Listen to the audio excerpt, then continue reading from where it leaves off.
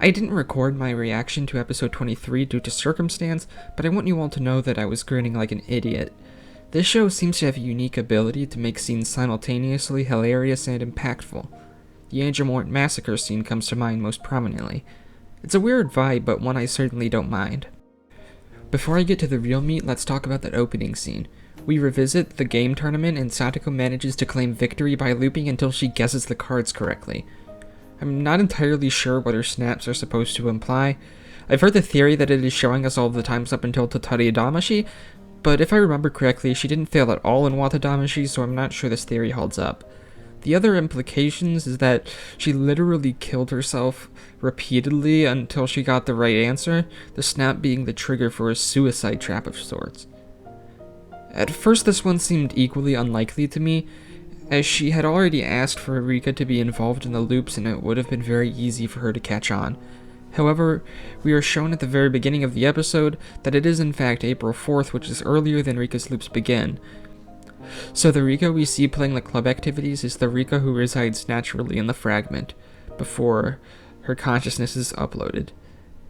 Furthermore, Satoko likely has more control over her looping as she can make direct requests of her patron goddess, whose name was...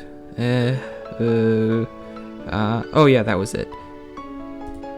We finally get a name for Not Featherin and Go, which is randomly assigned by Satoko's unsure mumbling. It kind of reminds me of Jajanken from Hunter x Hunter, where Gon creates a name for his skill by stuttering when he said Jonkin or rock, paper, scissors, which it was based off of. Anyway, I heard rumors that this had to do with the VA's contract demanding they play the character whenever she appears, but they no longer do much voice acting work anymore. This sounds strange to Western ears, but it's fairly common practice in Japan. Think how Goku still has the female VA even after growing up in DBZ. I can't confirm this though, so take it with a grain of salt. Regarding the name, it features the most common vowels of each of Featherin's romanized names. Featherin, Augustus, Aurora, EUA, Ewa. Oh boy, here we go. The last thing I expected to be in this episode was a Teppei redemption arc. I think we need to address the obvious mixed feelings this is sure to bring about. There's a layer of nuance here that many are sure to miss. Portraying the quote-unquote redemption of an abuser, especially to their abusee, is something that needs to be taken with extreme care, as to not imply that we should readily accept with open arms the embrace of a past abuser claiming to have changed, or blame the victim for not accepting their alleged kindness. It's a difficult line to walk, but personally I think Higurashi does it well.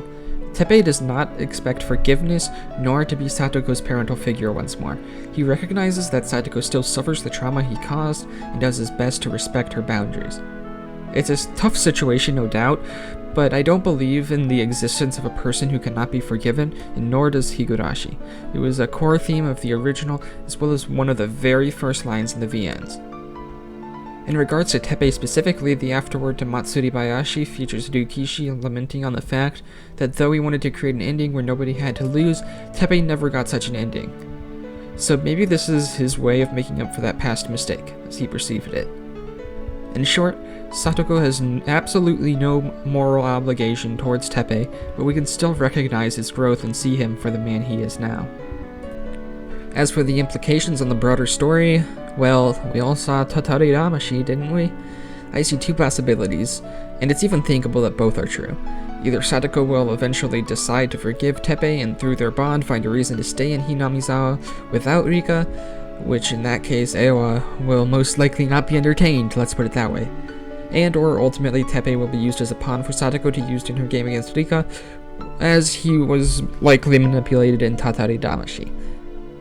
Ultimately, this was an unexpected but welcome development in my personal opinion, and I really enjoyed the episode immensely.